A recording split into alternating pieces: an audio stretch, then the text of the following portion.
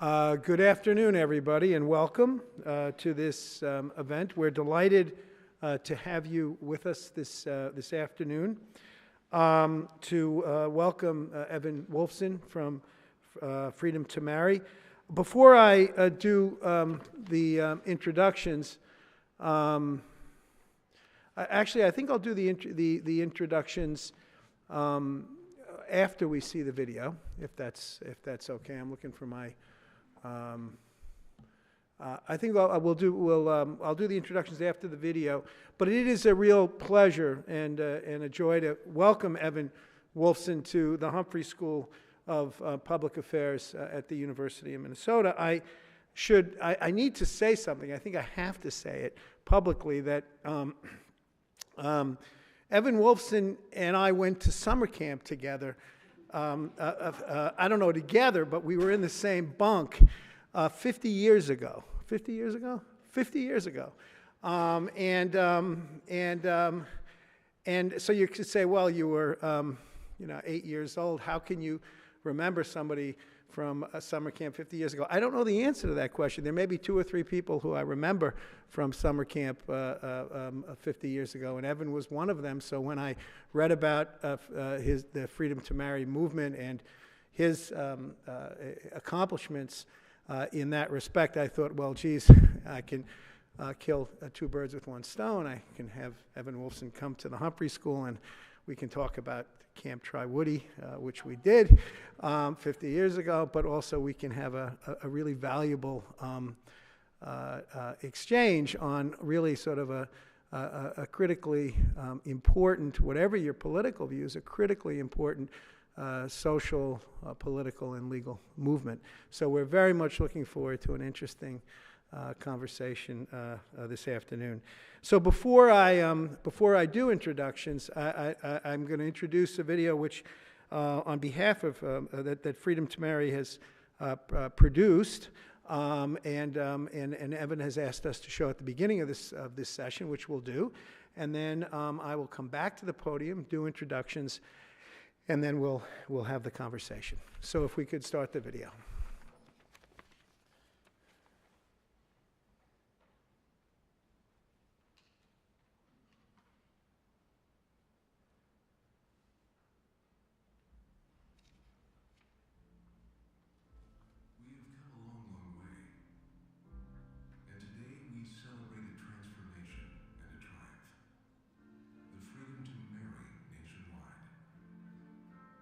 Progress on this journey often comes in small increments.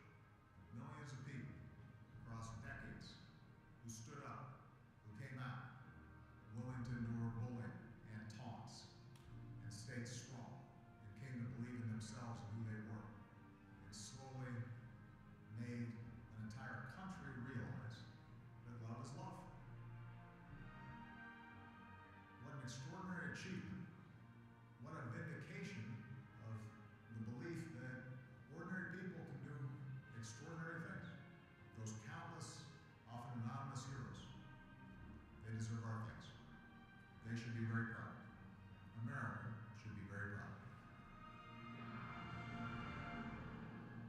Love won. We all won.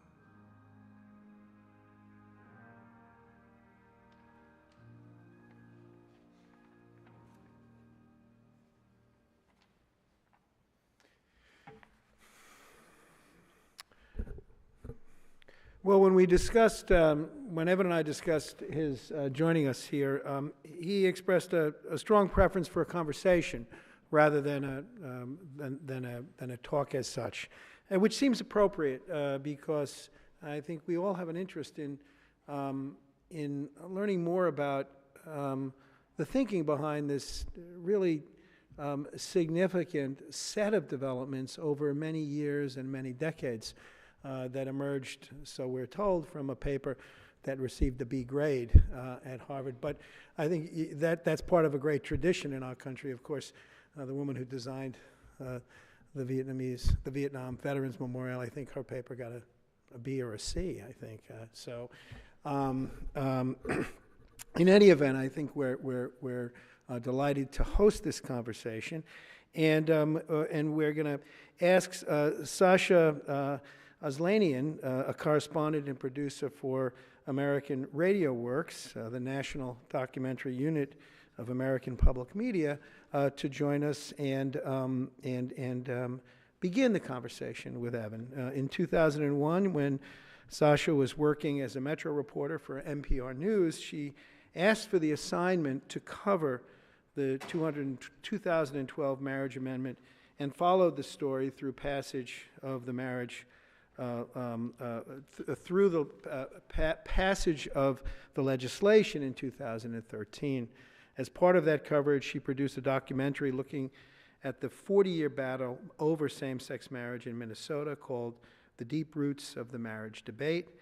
She produced a 20-minute instant documentary that ran a few days after the defeat of the amendment that explored how Minnesotans united for all families won its campaign. Her coverage of the marriage amendment won a national award from Public Radio News Directors Incorporated and a collaboration she did with KARE 11 News that examined how the marriage debate was playing out in 5 cities in greater Minnesota, won a regional Emmy and a Walter Cronkite Award for Excellence in Television Political Journalism. So we're delighted that Sasha has agreed to join us this afternoon. Evan Wolfson is the founder and president of Freedom to Marry, the campaign to win the right to marriage nationwide. In 1983, he wrote his Harvard Law School thesis on the Freedom to Marry issue during the 1990s, the paper, I guess, that got the B. During the 1990s, he served as co-counsel in the historic Hawaii marriage case that launched the ongoing global movement for freedom to marry. He earned a BA in history from Yale University in 1978, served as a Peace Corps volunteer in Togo, and wrote the book, Why Marriage Matters, America, Equality, and Gay People's Right to Marry. Citing his national leadership on marriage and his appearance before the U.S. Supreme Court in Boy Scouts of America versus James Dale, the National Law Journal in 2000 named Evan one of the 100 most influential lawyers in America. The Daily Beast dubbed Evan, and I quote, the godfather of gay marriage. There's an image there that just doesn't fit, but nonetheless. And Time magazine named him one of the 100 most influential people in the world. In 2012, Evan received the Barnard Medal of Distinction alongside President Barack Obama. So why don't we welcome both of our guests to their chairs, and we'll look forward to an interesting discussion.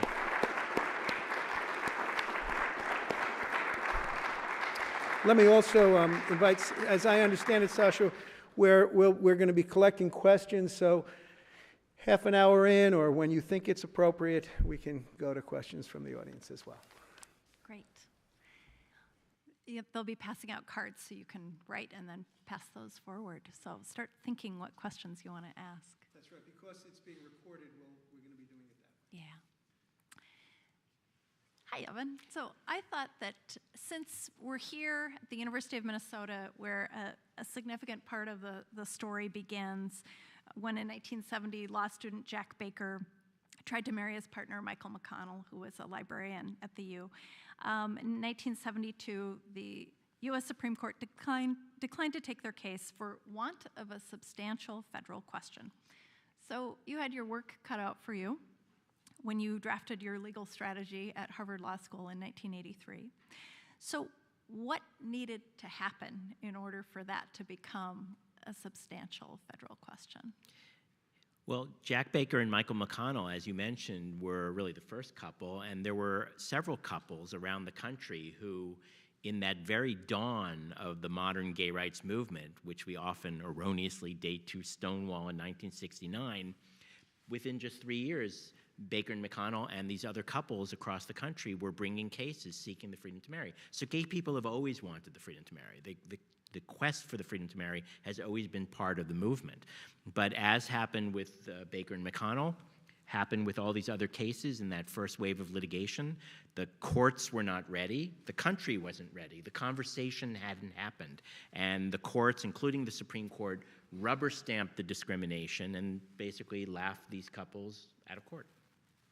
So what needed to happen was not just come up with brilliant legal arguments, because these couples had already made the right legal arguments. They already had invoked the Constitution.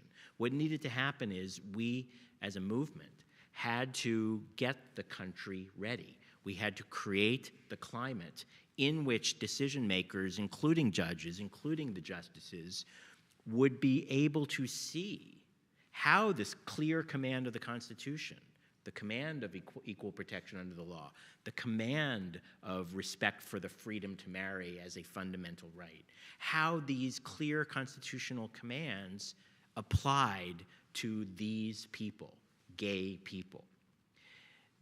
It wasn't a matter of coming up with a new argument or writing a better brief or being smarter. It was a matter of changing the hearts and minds and the political climate in the country so that the decision makers, including the judges, would have the courage and the clarity to do the right thing. And that piece of work, that creating the climate, that changing hearts and minds, took 4+ decades. This wasn't an overnight victory. It didn't just happen with one battle or one case or one idea or one person or one methodology.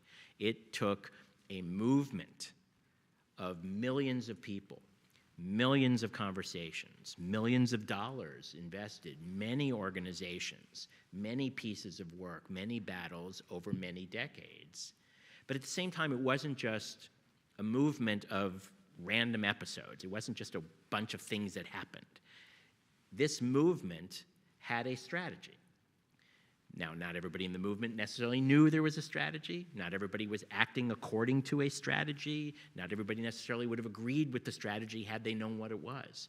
But there was a strategy that drove a critical mass of players to pull together and do the things that were needed and to leverage the power of this movement of millions. And driving that strategy was a campaign, Freedom to Marry. And so it was that combination of a movement, a strategy, and a campaign that was able to shape the climate to enable the courts, ultimately, to see what the American people came to see, how right these couples were back in the 70s when the Supreme Court had thrown them out. And what did you do to get from, say, 25% public support up to 50, and then that was a different battle than going from 50 to 60%. So can you describe sort of how you were able to build that support? Yeah, so I mentioned a strategy. So the strategy we set out to drive and to build and to follow and to get others to bring their pieces to was very simple. It drove from the lessons of history and from the law and how we could achieve this change. We wanted to win the freedom to marry nationwide.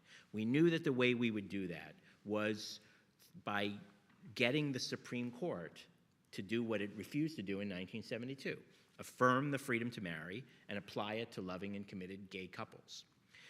That strategy, that goal of winning through the Supreme Court, meant that we did not have to win every single person.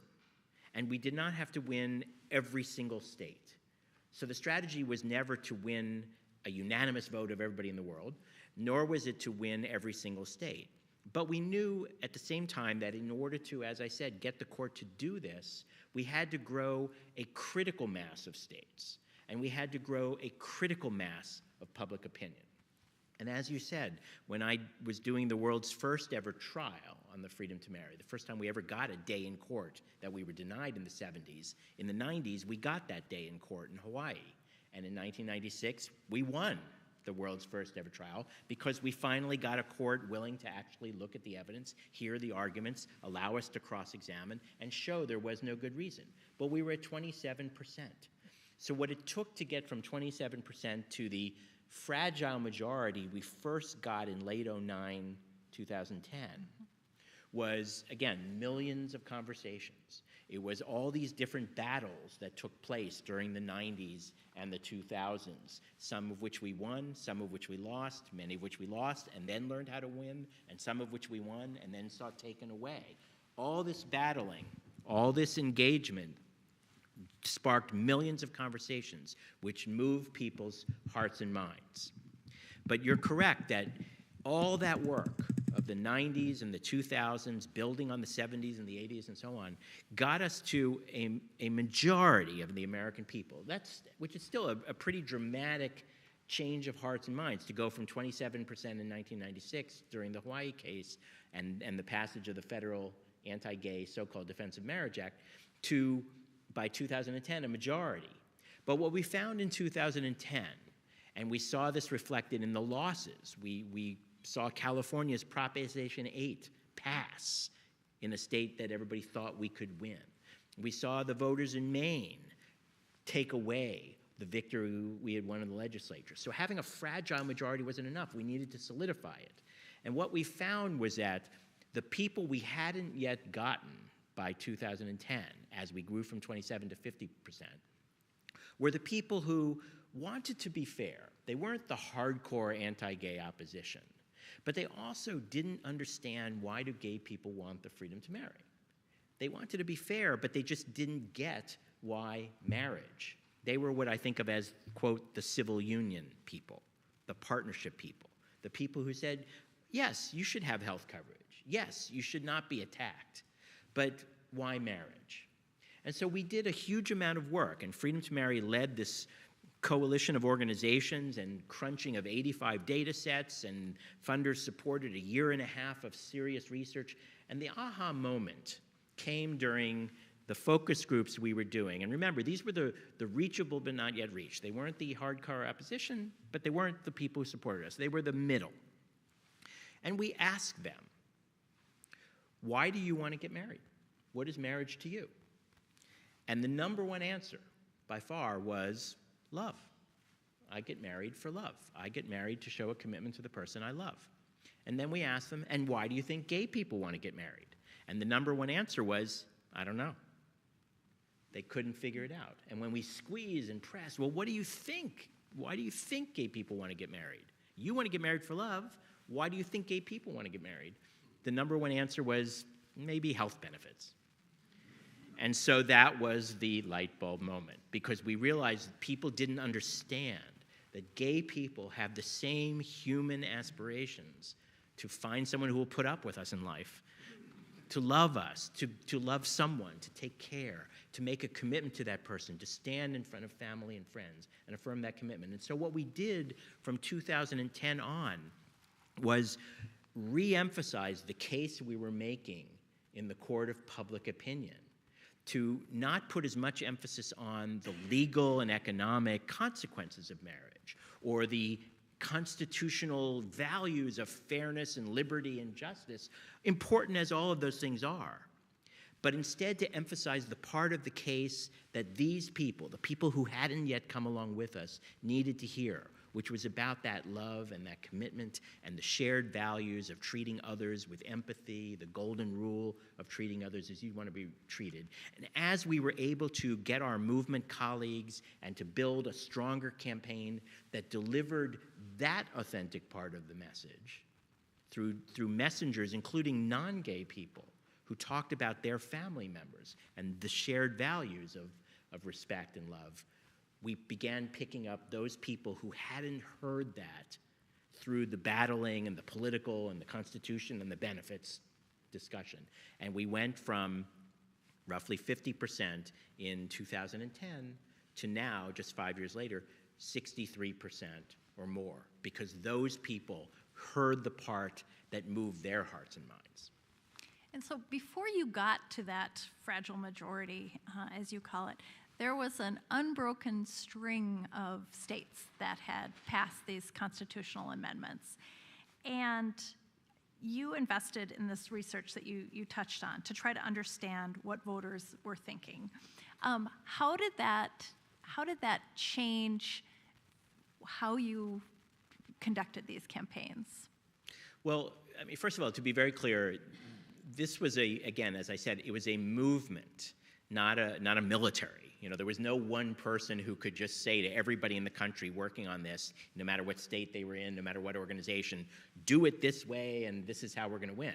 We had to persuade, we had to coax, we had to build, we had to, sometimes people needed to make mistakes and lose before they were willing to, by default, embrace a different strategy. But by 2010, the movement was tired of losing. State leaders, national organizations, national funders who were contributing to the work we were doing had tried everything else. And so they were willing to double down on doing the kind of message engagement and message delivery I talked about, to really try to work together to reach those hearts and minds in different corners of the country. And as we saw the anti-gay side throwing yet more and more attack amendments at us, we had, as you said, we lost about 30. And we saw this strategy led by Karl Rove and the George W. Bush campaign in 2004 to push these anti-gay attack amendments, and then it was picked up by our hardcore opposition, the Family Research Council and the usual suspects of the anti-gay industry. And they targeted more and more states, including, of course, Minnesota in 2012. So as all of this was happening, people were realizing the things we had been doing before weren't good enough. We needed to up our game. We needed to work better. We needed to deliver the right messages. We needed to engage the right messengers. We needed to start earlier to build these campaigns. And Minnesota was the shining example of where the local organizations and local activists here came together early, decided to build a campaign that would really engage Minnesotans in a conversation, not in the last 2 months before they voted in November of 2012, but over a year and a half of having these conversations, knocking on doors, engaging non-gay people to go talk to gay people, to talk about these values, to make the case, to tell the stories, to spark the conversations. And Freedom to Marry and other national organizations were able to partner with local leaders here that included certainly not just gay groups, but businesses and clergy and others across the state to build the right kind of campaign that engaged enough people in enough conversations over enough time to be ready to become what Minnesota did eventually become, the first state to reject one of these anti-gay attacks in 2012, which of course turned out to be a year in which we were able to win 4 out of 4 ballot measures, Minnesota being the lead and being the first one to defeat one of the anti-gay attacks. In the other states, we had ballot measures that affirmed the marriage legislation that we had passed and made it law. And you came to Minnesota early on to many times, and provided support to the campaign. So what did you notice when you came here? Well, one of the things that was most moving, and it really has stood out as one of the shining moments for me of my 32 years of doing this work, was the campaign had me going around to a set of house parties and to kind of spark this, let's take our campaign to the next level and get more volunteers and so on. And one day it struck me that as I was doing this, and I can't even remember the town, the Minnesota town that we were in, I realized that I was literally the only gay person in that room, in this house where the house party was being held. The hosts of the house party were not gay. The friends who they had brought in to hear and to hopefully sign up with the campaign were not gay. Even the volunteer who had driven me from my hotel here to go to these round of house parties that day was not gay.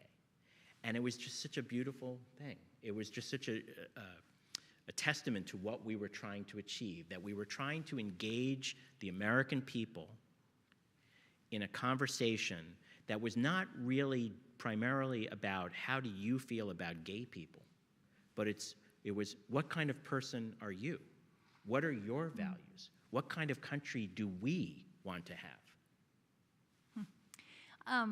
And with Minnesota in 2012, as you mentioned, you had 4 states that you won that year. Was the tide just turning, or did Minnesota do something different? It was both. By 2012, we had built momentum. We had moved we had grown a majority up from 27% to, as I said, to 50% and higher by the time we got to 2012. We had, and this took a lot of deliberate work and pressure and engagement and political organizing and tenacity. We had paved a pathway for the president to embrace the freedom to marry and speak out, which he did. And his speaking out in support of the freedom to marry showed moral leadership that actually gave permission to millions of Americans to think anew and to journey, to evolve, as his phrase was. When the president came out in support of the freedom to marry, it was not only that he did it, but how he did it.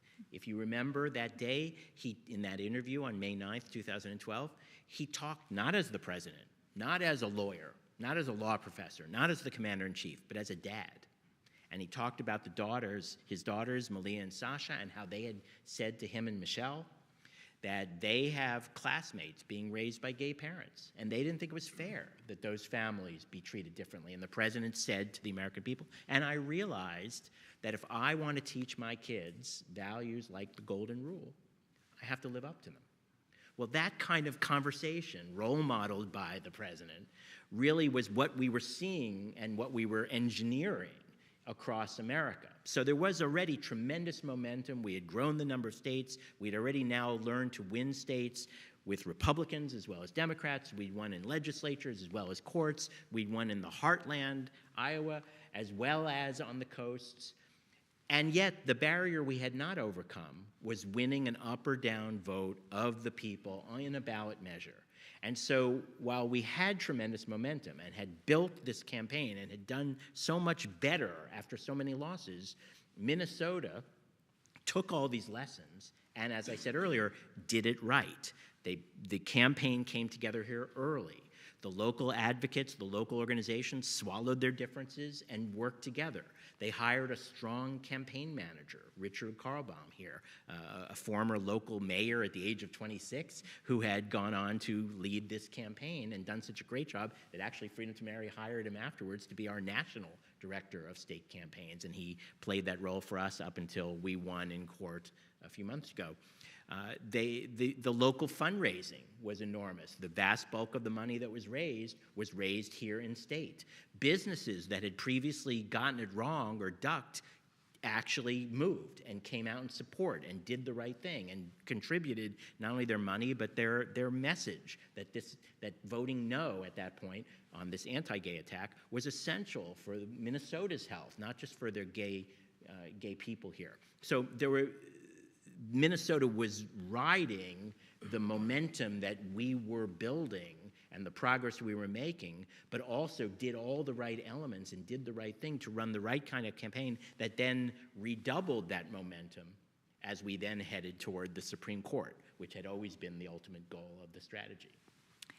And we should jump ahead to that ruling. So in June of this year, can you describe the moment when you got the news that the Supreme Court had granted the right to marry to gay couples in all 50 states? Absolutely. So again, this was what we had always been working toward. The strategy was always, we want to win in the Supreme Court once we have built a critical mass of states, including by then Minnesota, and a critical mass of public support.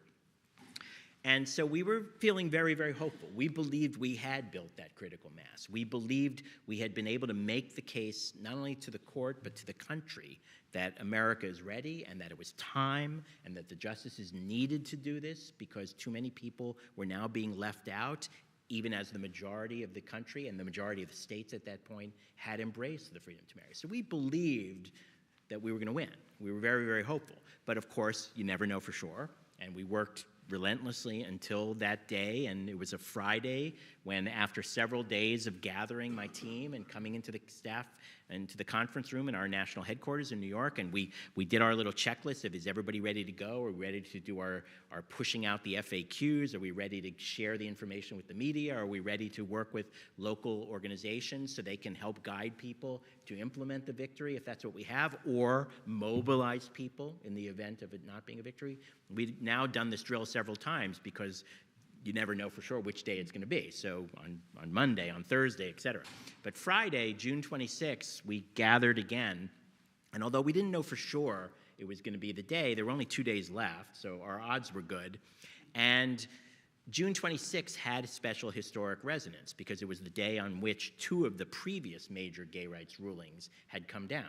So for no scientific reason, but for reasons of civil rights karma, there was this added degree of tension because we kind of believed it was going to be this day. So as 10 o'clock drew near when the Supreme Court was going to convene, I had all of my New York team there. We have other staff members and organizers around the country, but the New York team was gathered in the conference room in our headquarters, and everybody, of course, had their devices, their iPhones, their laptops, et cetera, et cetera. And even though at Freedom to Marry, I had this amazing, extraordinary team of young activists who were the digital cutting edge of this and pretty much every other movement, the envy of other movements that was part of the really great work Freedom to Marry did through these young, talented activists and staffers. I was the one who saw it first on my device. And I said, oh my God, we won. And then I got very nervous because I realized when I say it, people are going to take it very, very seriously. And I didn't know for sure that we had won. But within nanoseconds, it started flooding across everybody's blogs and tweets and Facebook and so on.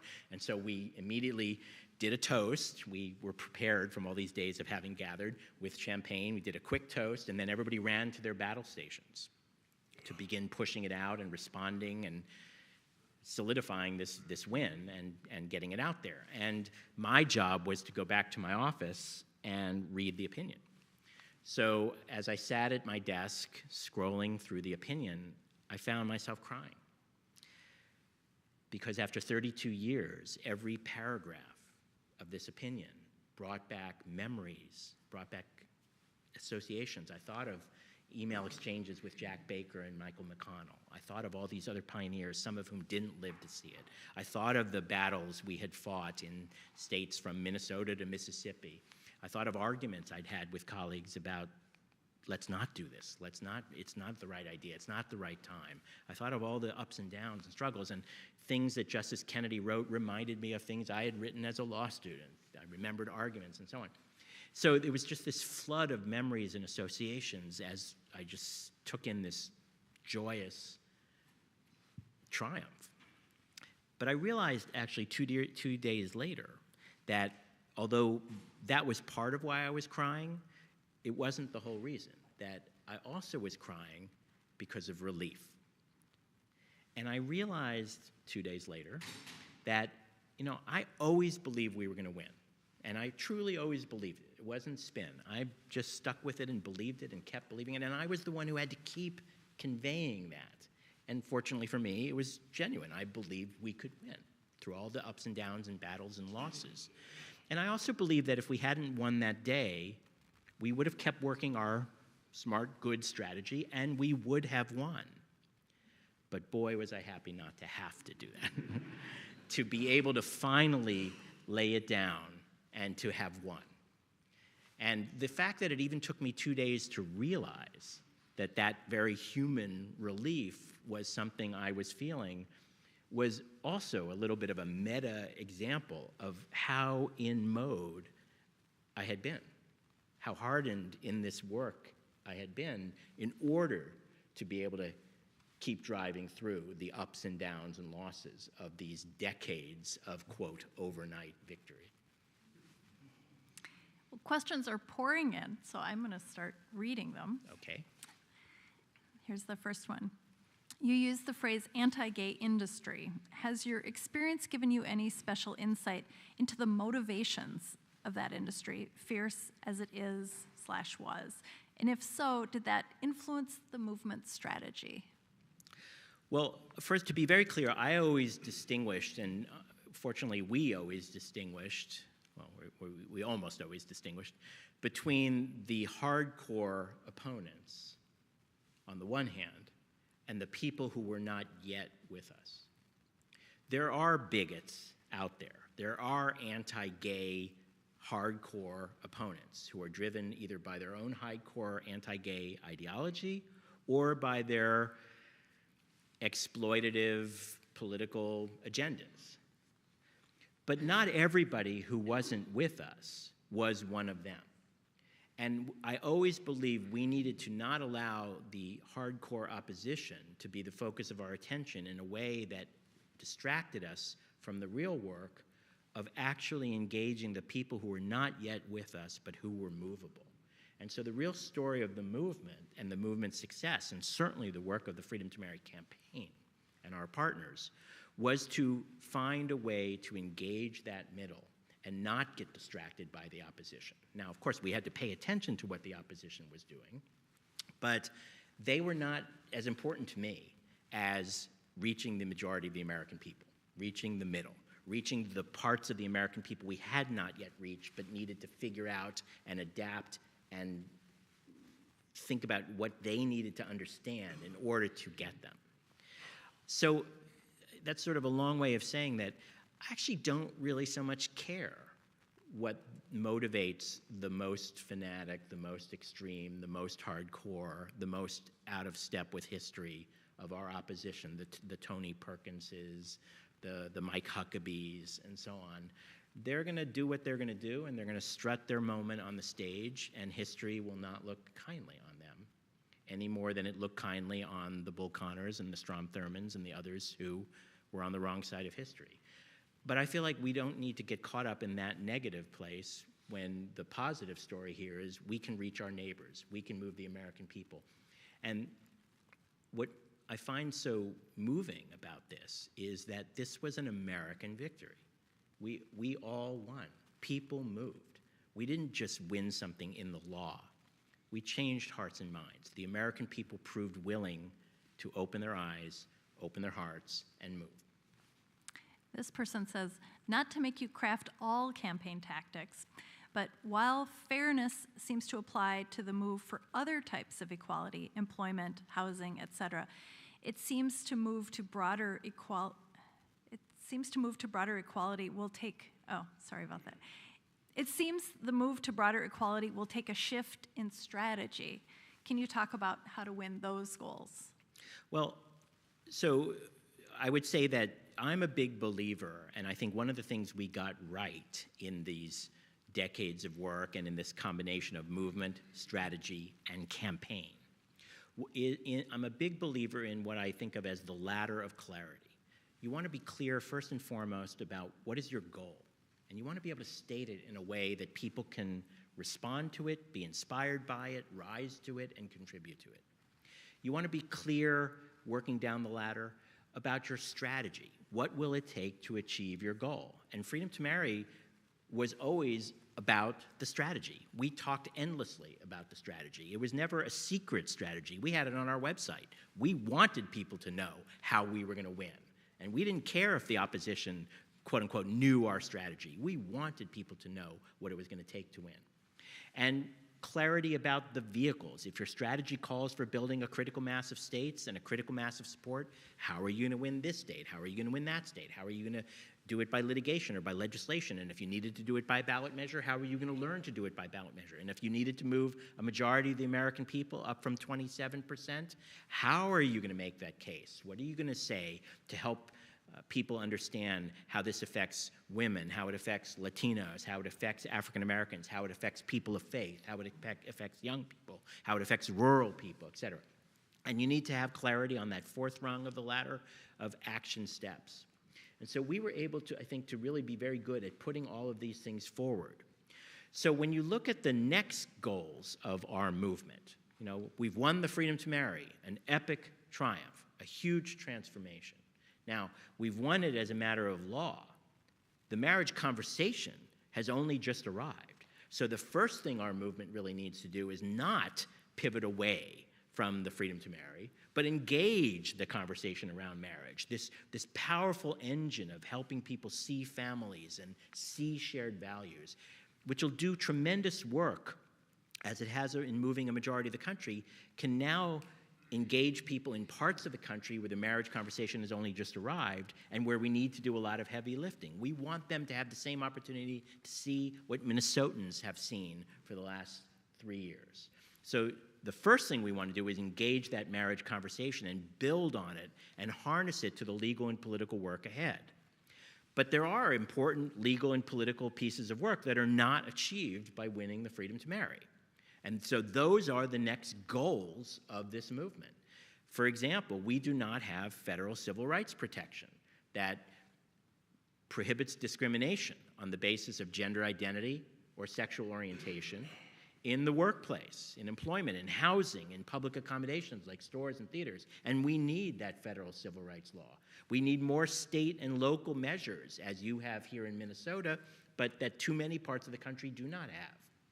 So we need those federal bills, state bills, local bills to prohibit discrimination and give guidance to businesses and others as to how to conduct themselves.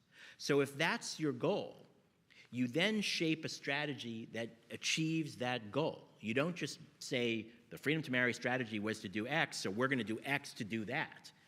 We have a playbook of different things that worked and different ways to do these things. We have a model of using a strategy, but the exact strategy has to be tailored to the goals. So you mentioned Richard Karlbaum, who led the campaign here, and he's down in Houston tonight, Exactly. Trying to block the repeal of the Houston Equal Rights Ordinance. So there are those kinds of battles going on, and so Minnesota did it the other way around, where the Human Rights Act was modified in '93, and so the argument about now a baker will have to bake a cake for a gay couple was moot because they already had to bake the cake. You couldn't deny somebody public accommodation here. But so other states now are going to be, they have marriage, and then now the campaign will be for equal protection. And so, but yet a lot of people don't seem to know that that protection isn't there. Right. Well, so that's an example of why I wouldn't say, here's how the freedom to marry strategy exactly achieves non-discrimination, because the goal requires a different tailoring of strategy. It does require a strategy, but it requires not the exact same strategy. So with the freedom to marry, we had to build a critical mass of support. We, as I said, when we won that first ruling in 1996, we were at 27%. We already have upwards of 80% support in the country for non-discrimination laws. People in the abstract understand that, as Minnesota has done, as Minneapolis and St. Paul have done, as so many jurisdictions around the country have done, it's important to protect people against discrimination in employment, in housing, in restaurants, and theaters, and so on. And it works. It's good for business. It's good for the economy. It's good for people. It works. So the vast majority of the American people already understand that. We don't have to change people's hearts and minds in the way that we did with marriage. But what we do have to do is help people understand the law isn't there. That's not what the law says in most of these states and in many of the cities. And it's not what the federal law says. So the work is in getting people to understand that the law is not where it needs to be. And then we need to enable people to push back against the kinds of scare tactics and distractions and also complacency that are the enemies of change. So, for example, our opponents don't get out there and say there shouldn't be non-discrimination laws. No. They come up with scare tactics like men are going to be running into women's bathrooms and attacking young children. That's obviously an emotional hot-button scare tactic that has nothing to do with the non-discrimination law that we know from states like Minnesota isn't what happens. We know this isn't what happens in track record across the country, but this is a political campaign, so they throw the scare tactics. So what we need to do as a movement is build the kinds of conversations and engagement that help people understand that their values and support for non-discrimination measures are not reflected in the law, that the law needs to be enacted, that there is a clear answer to the kinds of scare tactics that the right wing is going to throw up, and that there's a track record of success supported by businesses and others because they understand that non-discrimination actually is good for the community, for the country, for the economy, and for people. So that's the work that we have to do going forward. It's the work that Richard Carlbaum, as you said, is leading right now in Houston. They're voting tomorrow. If you haven't donated yet, go home tonight and donate to this campaign because we want to keep those ads on the airwaves to push back against the scare tactic ads that the right wing has been throwing out there. That's the way we lost so many of those ballot measures before we got our act together and figured out how to engage the public opinion and help people understand and assemble the business coalitions. And if we don't win in Houston tomorrow, it's going to be a little lesson about the work we need to do better as we seize the opportunities to move forward in the years ahead. This is another question from the audience.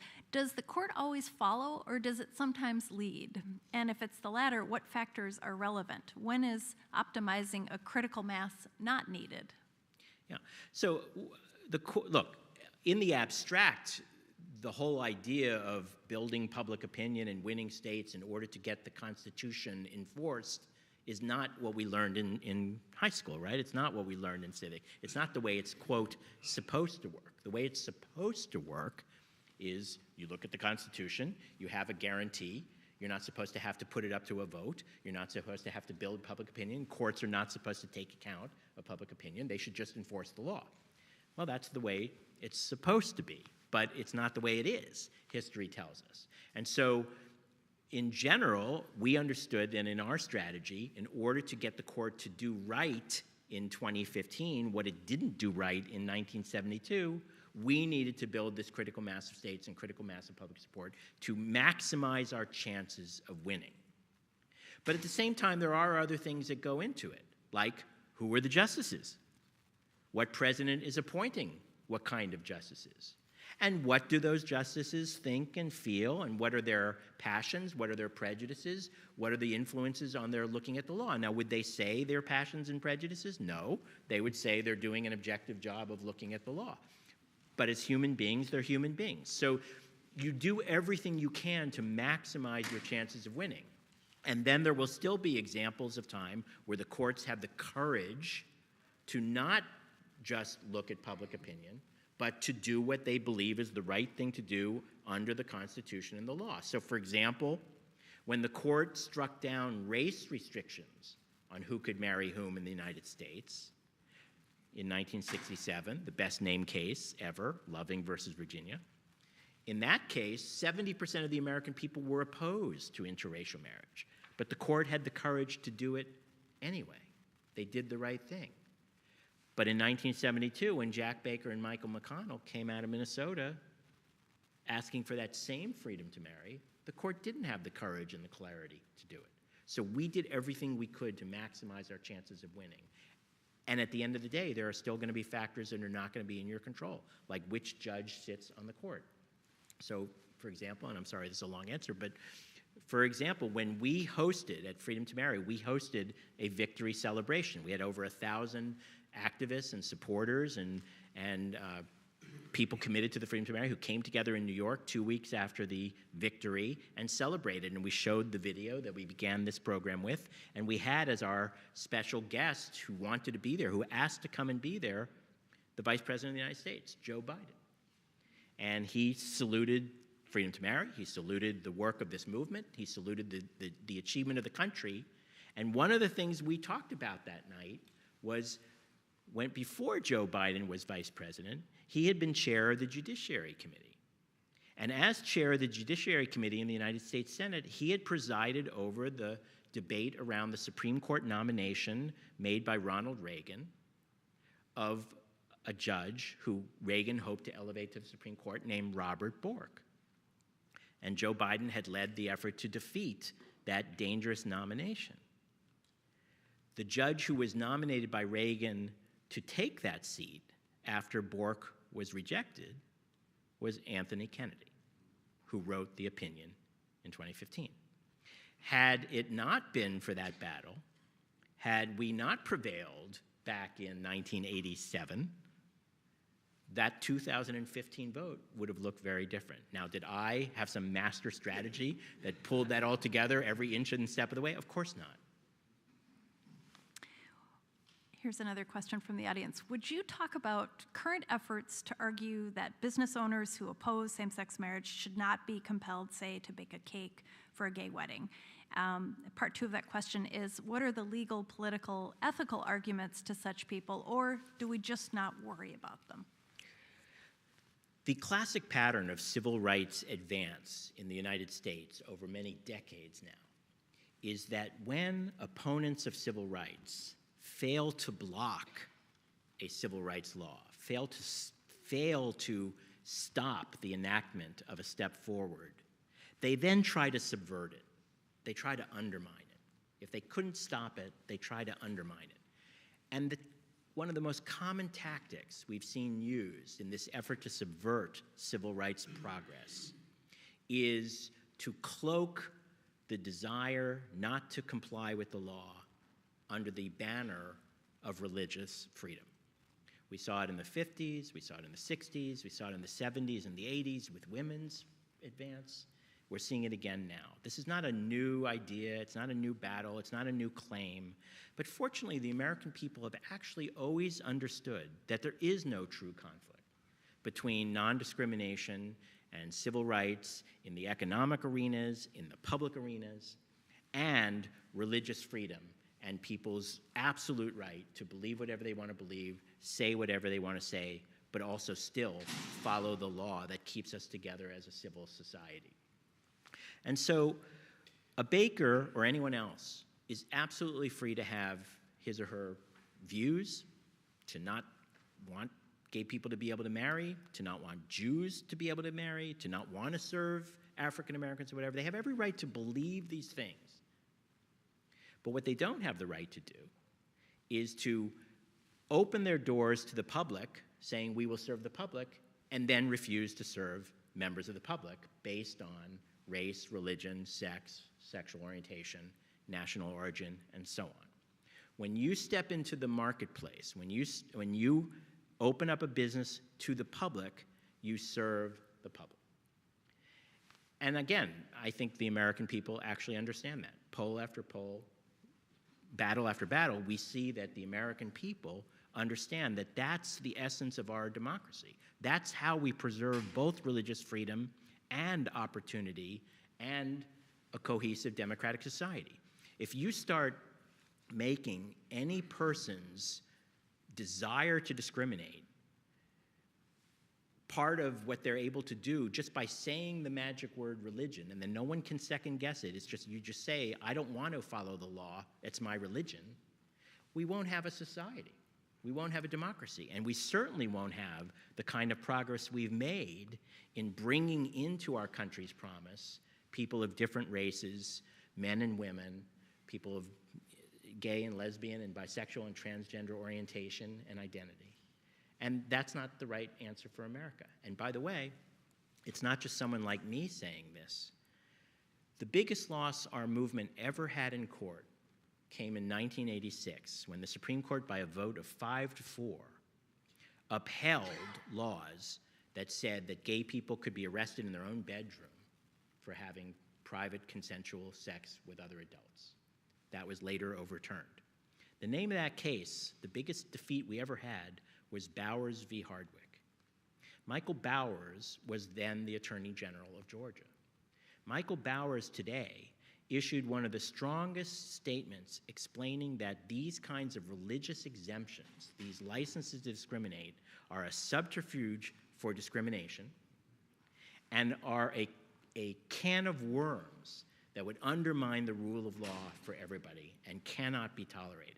If Michael Bowers can understand that, I'm confident that even the legislators in some of these states playing with fire near our Constitution can also come to understand it. A couple of questions about the transgender community. How can the trans community win full equality in American society? What can we learn from the successful fight for marriage? What won't apply? Well, I think we've seen tremendous progress already. America is actually now having a conversation about trans people and about how trans people are, again, not some alien others who came from God knows where, but actually are part of our families. They are our brothers, our sisters, our mothers, our fathers. They are our coworkers. And as people have those conversations, hearts and minds open and people move. And the majority of the American people today understand that discriminating against people because they are transgender is wrong. What we need to do is make sure that the troglodyte politicians, who too often are out of touch with the American people's good wisdom, stop pandering to the dwindling base of people who oppose civil rights progress and instead reflect the understanding of the American people and the understanding of business and others that it's wrong to discriminate, and that gender identity protections, where they exist in law in many states and cities, and now increasingly in federal law as courts are beginning to rule against this kind of discrimination, actually, again, helps people without hurting anyone. So I think the biggest lesson that the marriage success offers to our parallel and overlapping work to end gender identity discrimination is we need to help people understand heart to heart, people to people, that who trans people are, and the non-trans people who love them and work with them and share the values and desires to make sure that everybody's treated with respect, and that when we treat people with respect and when the law protects people, nobody loses. And I think as we have those millions of conversations, and happily America is in a moment of that conversation really ratcheting up, in part thanks to the political and legal organizing that the trans community and the broader lesbian and gay and bisexual and trans movement have made. There's been a tremendous amount of work on behalf of gay organizations in support of trans causes. And we're seeing increasing leadership and engagement with non-gay and non-trans allies. We've seen the courts, we've seen the EEOC, the Equal Employment Opportunity Commission, rule in favor of gender identity protections. We've seen the Obama administration, just in the last couple weeks, issue executive orders and take legal positions, making clear that a proper understanding of federal law prohibits this kind of discrimination. So we're gonna have to keep doing that and keep doing more of that, and I think the key lesson from the marriage work is make it personal, make it authentic, make it aspirational, engage with people and help them rise to fairness. Don't just assume they can't get there. This is a question about DOMA. Was signing DOMA a necessary strategic move to avoid a constitutional amendment as asserted by the Clintons? No. Anything more to say about that? I think I mean, obviously this has been a flap over the last 10 days, 2 weeks, and what I've said publicly and others have said is that it is not true that that's why DOMA was proposed. It is not true why it was passed, and it is not true why President Clinton chose to sign it back in 1996. So it's not right to misstate the history. But what's even more important is that Secretary Clinton, Senator Sanders, and many other politicians, including others, including even some Republicans, though none of the ones running for president yet, but other important Republican office holders, have moved. And the 1996 was a very different point in this battle. And I don't think there's any shame in people saying, I was wrong before, I didn't understand it, I didn't do the right thing, whether out of political calculation or lack of courage or lack of understanding, and I've changed my mind. I think it's okay to say that, and I think we need to allow our political leaders to say that because we want them to change their mind and do the right thing. So I think people should not misstate the history, but I do think what's really counts now is where are they now, and happily, Secretary Clinton, Senator Sanders are strong supporters of not only gay people, but transgender people and the broader causes of human rights and proper legal protections. And we need to hold their feet to the fire, but we also need to recognize and applaud that progress and encourage others to follow that good example. For a number of and let me just add that, sorry, since we're there, Freedom to Marry is a nonpartisan organization. We do not endorse candidates. We are an equal opportunity cheerleader or critic for any politician or any party, depending on whether they're on the right side or the wrong side and whether they're moving in the right direction or the wrong direction. Okay. For a number of reasons, pursuing a court case in Minnesota was a bad idea. Were there other states in which a judicial remedy was also ill-advised? Well, there were many states in which we believed it was the right strategy to go to court and where we thought we would win and where people were very invested in saying we wouldn't be able to win legislatively, so maybe we needed to shape a legal strategy.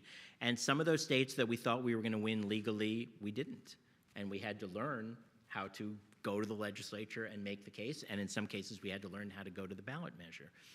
I think what's important is you want to do the best you can in making a strategic analysis, not out of fear, but out of really looking at, what is the composition of the court, what is the case law, what is the case law around the constitutional guarantees that we will be able to get the judges to do the right thing.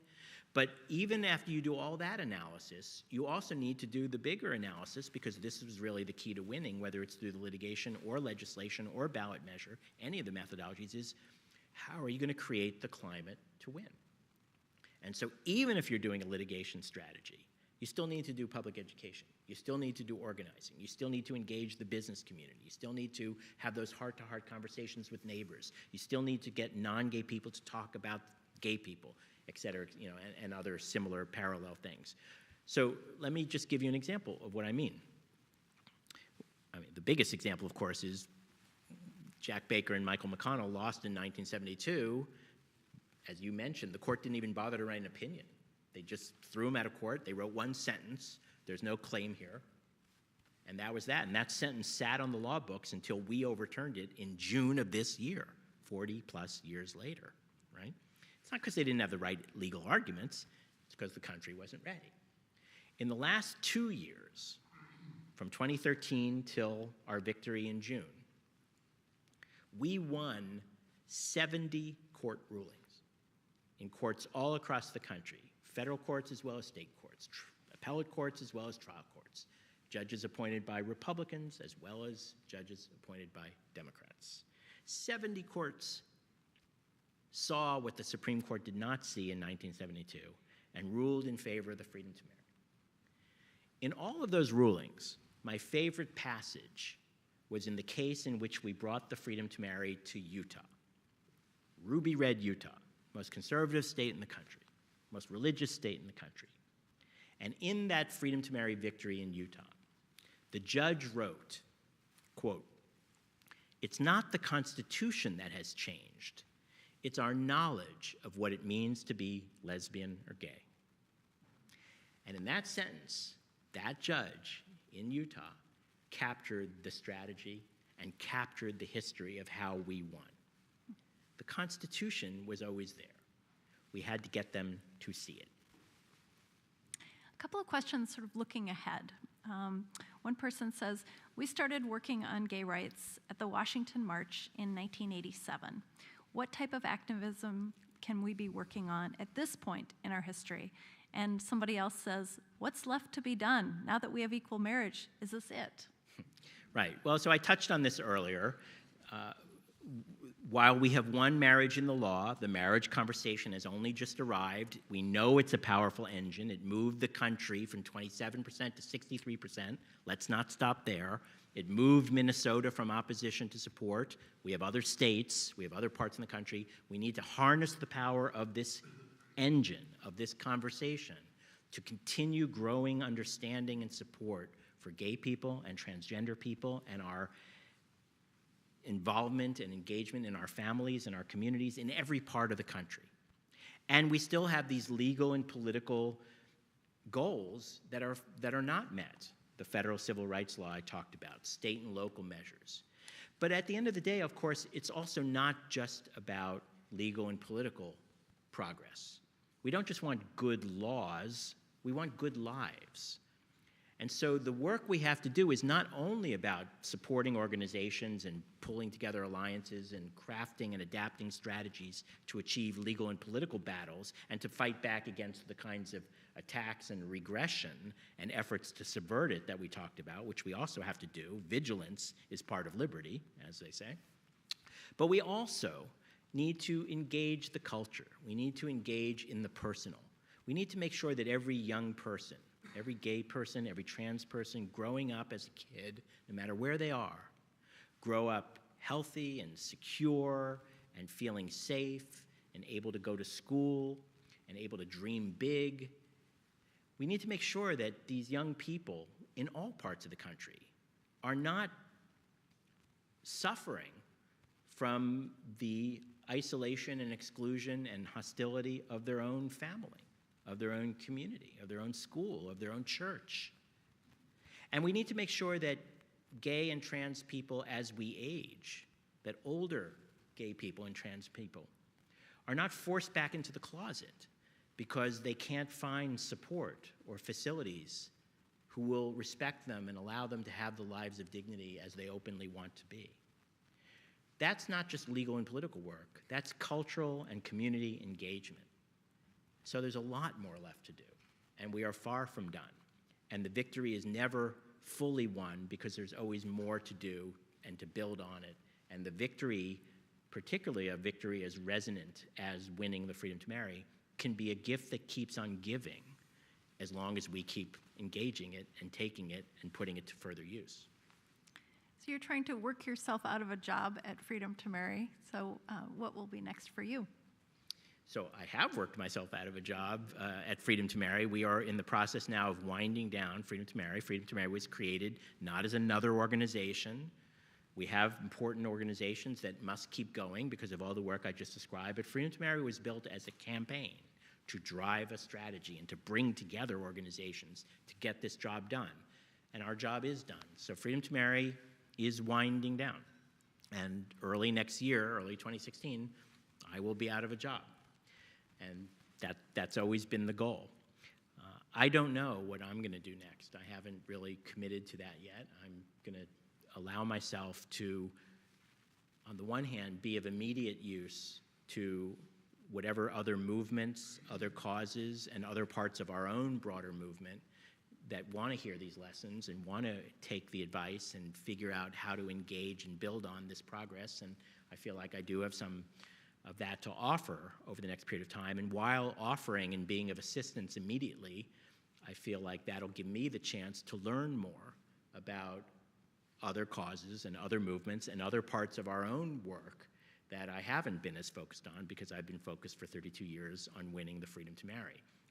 I don't think you can immediately take one cookie cutter model and say this is exactly what you're going to do next to win voting rights and reproductive rights and gun control and a whole variety of global human rights. I feel like I have a contribution to make to that, and while I'm making that contribution, I can learn, and as I'm learning, I'll then see what I want to spend the next big 20 or 30 year chapter of my life battling, but I don't know that yet. So in those movements that are coming to you, what kinds of lessons can be applied? So I do think some of the lessons that we even talked about tonight they sound like basic and obvious, and I think they are. They're not rocket science, and yet they are not something that every movement or every activist necessarily has fully put forward yet. This ladder of clarity of goal, clarity of strategy, clarity of vehicles and programs, clarity of action steps. It's very basic, but many movements could do better in applying that. The way in which, as a campaign, we were able to do a synergy amongst national work of climate creation, federal work of addressing the Supreme Court, the President, the Congress through different approaches, and state work to build that critical mass of state. That synergy of national, federal, and state is something that I think many movements can adapt to the strategy of pursuing their goal. The nonpartisan outreach, the success we had in working across party lines and in bringing in unexpected and even surprising supporters, conservatives, religious, Republicans, people who are older, the categories that had been the most resistant, we worked hard to figure out how do we bring them along. The storytelling strategies and message delivery and messenger engagement and message crafting that we did through many stumbles and imperfections, is a model to be looked at and applied in other causes and battles and movements. And I would add fundraising. We'd actually, by historical terms, and when you compare it to what other political battles have cost, this didn't really cost that much. But out of your and my salary, it was quite a lot. I mean, this was well over $160 million over all these years and decades and battles and struggle. Now, that's not a huge amount when you talk about moving a country of 320 million people from one position to another with all the kinds of political battles and lines we had to face. But it's still a lot of work to raise that money. And campaigns need money. So the strategies and tactics and the kind of leadership examples we saw from individual donors and from foundations and from some big donors, but also many, many, many, many, many small donors, is something to be looked at and thought about as movements build their machines and do their work. And again, I'll just end with where I began. The combination, the synergy of movement, strategy, and campaign, that it took all of those. It took grassroots engagement. It took millions of individuals getting mobilized and inspired and empowered to contribute their piece. But that wasn't enough either. It also needed a central campaign. It needed strong organizations. It needed a clear strategy that could hold all of that together. A couple last questions here. Are we going to see Mary Bonato on the Supreme Court? I hope so. It would be a wonderful appointment. I don't know that Mary's necessarily putting her name forward, but Mary would certainly be a wonderful judge and deserves to be on the Supreme Court, and it would be wonderful to see that. Some of the other civil rights pioneers of our movement and the marriage leaders of our movement have made their way to judicial office. One of the justices of the Vermont Supreme Court is a woman named Beth Robinson, who was co-counsel along with Mary and was the leader of our work to win the freedom to marry in Vermont that resulted in civil union. She now sits on the Vermont Supreme Court. The non-gay man who played the pivotal role of bringing the case in Hawaii, the case that more than any other single case shaped the arc of this victory and launched this ongoing global movement back in the 90s, non-gay attorney Dan Foley now sits on the Hawaii courts. So there is precedent, and I strongly encourage President Obama or whoever the next president is, and part of our jobs has to be to elect the right kind of president who will make the right kind of appointment. Mary would be a great candidate. I wanted to ask actually about the path of states. You mentioned Hawaii, and then we jumped to the Northeast, and the Northeast states were really the critical mass. And you tried California, and then of course Prop 8, but then Iowa. Like, did that one come out of nowhere for you, or what was that? All of a sudden, in the middle of the country, there was one. Yeah, well, no, none of these things. Maybe some of these things, but none of the things you just mentioned came out of nowhere. These were all parts of hard work and serious ground effort and engagement and preparation. There were cases brought in numerous states, Iowa being one of them, by these pillar organizations, the legal organizations in our movement. That Iowa was brought by Lambda Legal, but there's GLAAD in Massachusetts, Mary's organization. There's the Lambda Legal, there's the ACLU, and there's the National Center of Lesbian Rights, National Center for Lesbian Rights that brought the case in California along with some of the others. All of these things were, all the ones we just mentioned, were thought out and strategic, and groundwork was laid. And when, for example, in Iowa, when Lambda brought the case, Freedom to Marry, together with a group of funders called the Civil Marriage Collaborative and a group of local organizations, pulled together a campaign to, again, create the climate in Iowa, not only to enable the Iowa Supreme Court to make its historic ruling back in April of 2009, but to actually hold that victory, something we hadn't been able to do in California. And we held that victory against efforts to take it away by constitutional amendment in Iowa. So none of these things were, or none of the successful things were in isolation or just out of nowhere. On the other hand, they weren't under 100% control either, and things happen. It's a movement, not a military. No, just Iowa was interesting because it was ahead of public opinion when the court made that ruling. That's correct. And we had brought other cases in other states, some of which we also hoped would be icebreakers that would help engage public opinion and move public opinion, but some of those lost. Iowa happened to be one of the ones that won. This one is maybe a little off topic, but we'll try it anyway. Today, justices heard arguments in Foster and Chapman, which focuses on racial bias in jury selection. You authored an amicus brief in the last such case 30 years ago, Batson versus Kentucky. Do you think the court needs to or will attempt to bring greater clarity to this question? Yes. Certainly the fact that there still is persistent bias, not only race bias, but sexual orientation bias in the judicial system means that the law and the enforcement of the law and the mechanisms are not where they need to be.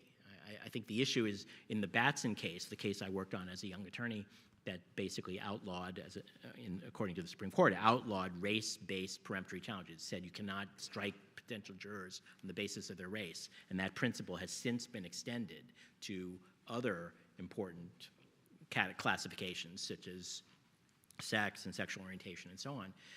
What the Supreme Court said there was right. The problem is, how do you enforce it? How do you make it real? How do you make its promise actually effective in the courts of law, and then make that visible enough that it resonates throughout the criminal justice system and that the public has confidence, including members of the public who are parts of communities who experience police abuse or problems or a sense of injustice. So obviously the law is not yet where it needs to be, and the broader work of enforcing the law, not only as a technical matter, but as a lived matter, is not where it needs to be. That said, I was on a plane all day today, so I don't know what the Supreme Court did or didn't do today, so I can't really comment on that. Okay. Any closing thoughts? I think the single biggest thing we did get right, and by we, I mean the campaign Freedom to Marry, but I also mean this movement, is we never gave up. We believed in a vision of America, and we made our case, and we took our hits, we took our losses, we didn't write people off, we believed people could change, and we went out there and we changed them. And the power of America and the luck we have in living in a country with all its flaws and all the problems and all of it not being where it needs to be is we do have a country, we have a court system, we have a constitution, we have a culture in which we can change things. And the number one step, the most important thing, is to actually believe you can do it and keep believing. And don't let them tell you you can't, and don't spend your time cataloging all the problems. Find the pathway and bring others along. And if we can do it here, we can do it on all the other work that still lies ahead. Thank you very much. Thank you.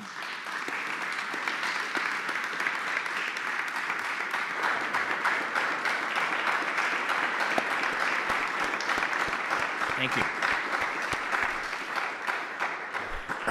You're going to have the chance to applaud again in a second, because I want to say a few things. First, I want to thank Evan and Sasha for a really great, fascinating discussion and so insightful. But as you were talking, I was, this is after all the School of Public Affairs, and we train people for careers in public life. We got 6 different degree programs. Our graduates go into the non-governmental community. They go into government. They go in some go into research, academia. The one unifying theme for all of our students is that they want to spend their careers in public life. That's how they want to spend their professional lives. And there's a lot of varying views on the issues of the day, and politics affects our work here.